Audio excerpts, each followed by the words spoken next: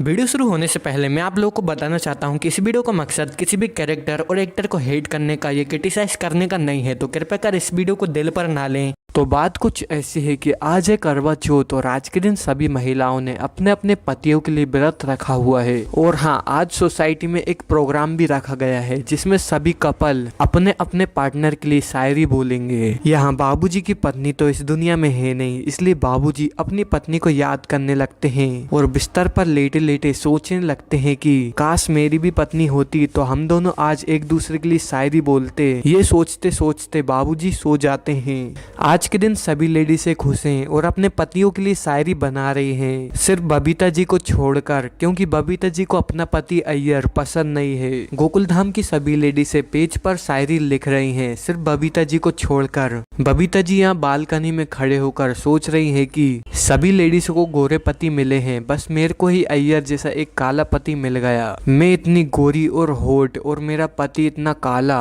मुझे ये अच्छा नहीं लगता। तभी थोड़ी देर बाद बाबूजी की नींद खुल जाती है और बाबूजी बालकनी पर आकर खड़े हो जाते हैं। बबीता बाबूजी को देखकर सोचने लगती है कि यार, बाबूजी तो इतनी उम्र में भी इतने यंग और होट लगते हैं, मेरे पति अय्यर से तो बहुत अच्छे ही लगते हैं, काश बाबूजी मेरे पति होते। तभी बाबूजी भी बबीता को देख लेते हैं और बाबूजी सोचने लगते हैं कि यार, मेरी पत्नी तो है नहीं, लेकिन इस अय्यर की पत्नी है, क्या मैं इसे ही सेट कर लूं। बाबूजी भी अपने मन में अलग अलग विचार सोचने लगते हैं। थोड़ी देर बाद वो दोनों अपने अपने रूम में चले जाते हैं। फिर बबीता बाबूजी को फोन करती है और बिना कुछ कहे सीधा आई लव यू बोल देती है। यहाँ बाबूजी आई लव यू सुनने के बाद शौक रह जाते हैं। घर की लाइट चले जाती है और बबीता फोन कट कर देती है। बाबूजी मन ही मन में सोचने लगते हैं कि मैं सपने में तो नहीं हूँ। फिर बबीता बाबूजी को फिर से फोन करती है और बोलती है कि सॉरी बाबूजी, मैंने आपको गलती से आई लव यू बोल दिया। ये बोलकर फोन काट देती है।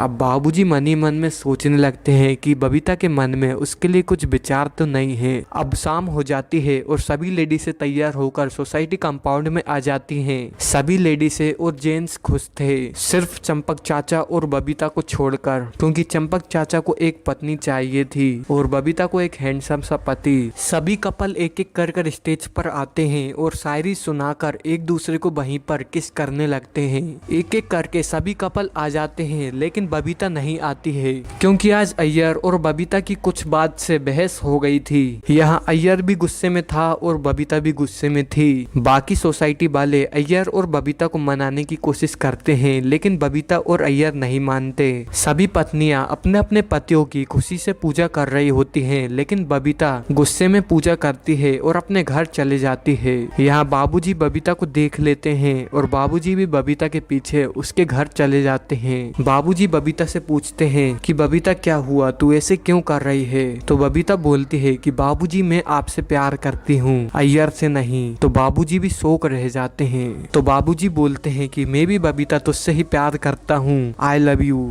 मैं जब भी तुझे बालकनी से देखता था तो मेरे को लगता था कि काश तू मेरी पत्नी होती। ये सुनने के बाद बबीता बाबूजी को अपने पास बुलाती है और किस करने लगती है। वो दोनों फिजिकल रिलेशनशिप बना लेते हैं।